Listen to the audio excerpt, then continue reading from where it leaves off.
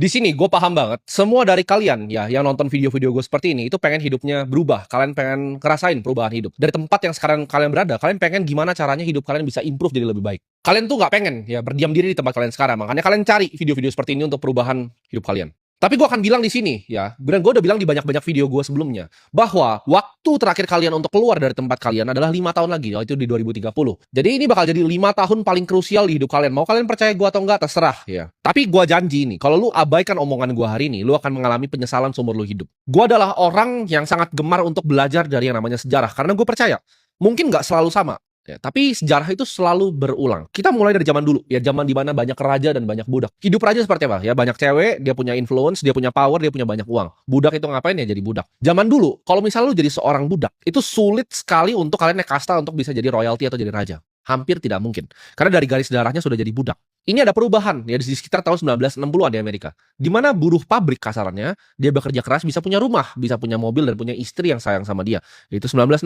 Tapi kalau kita balik nih, zaman raja dan budak itu hampir nggak mungkin untuk bisa naik seperti itu. Dan zaman sekarang sepertinya sudah mirip balik ke zaman raja dan budak ya. Jadi di dunia ini ada raja dan ada budak-budaknya. Budak itu zaman dulu tidak pernah mungkin bisa naik kecuali ada satu hal. Itu bukan mindset, bukan skill, bukan apapun, tapi chaos atau kekacauan. Karena di dalam sebuah chaos ya atau kekacauan yang terjadi di dunia, itu sebagai tangga untuk lu bisa naik ke atas. Lu pegang omongan gue ini. Semua kekacauan itu adalah tangga untuk naik ke atas. Contohnya, diri gue sendiri ya. Kalau tidak pernah ada kekacauan yang terjadi di dunia dan gue nggak ngeliat itu secara objektif, tahun 2020 ya, di saat orang teriak-teriak pandemi yang terjadi 100 tahun sekali, itu adalah kekacauan, itu adalah riset. Di mana orang yang punya restoran yang dulunya kaya bisa langsung jadi miskin dalam 3 bulan kalau mereka nggak kelola uangnya dengan baik. Dan banyak sekali terjadi loh. Restoran, toko retail tuh banyak sekali yang bangkrut dan tutup. Yang tadinya itu perusahaan bapaknya 30 tahun hidupnya udah nyaman, anaknya naik BMW, kuliah, tiba-tiba jadi miskin. Itu banyak sekali. 2020. Kekacauan itu adalah tangga untuk gue. Untuk gue melihat apa? Gue melihat kesempatan untuk beli saham-saham bank yang terdiskon. Di saat semua orang takut. Di saat gue lihat, oke ini apa yang akan diuntungkan? Perusahaan-perusahaan apa yang diuntungkan dari COVID ini? Gue ambil untung dari sana semuanya. Jadi disitulah tangga gue mulai gue naik tuh anak tangganya. Gue kan dari bawah, gue dari level budak tadinya. Gue bukan raja, gue bukan darah bangsawan, gue bukan anak dari orang kaya. Tapi gue manfaatkan kesempatan itu untuk justru gue bisa jadi kaya. Jadi gue bilang tadi, chaos itu adalah sebuah tangga. Jadi jangan takut ketika gue bilang nanti akan ada gelap, akan ada krisis.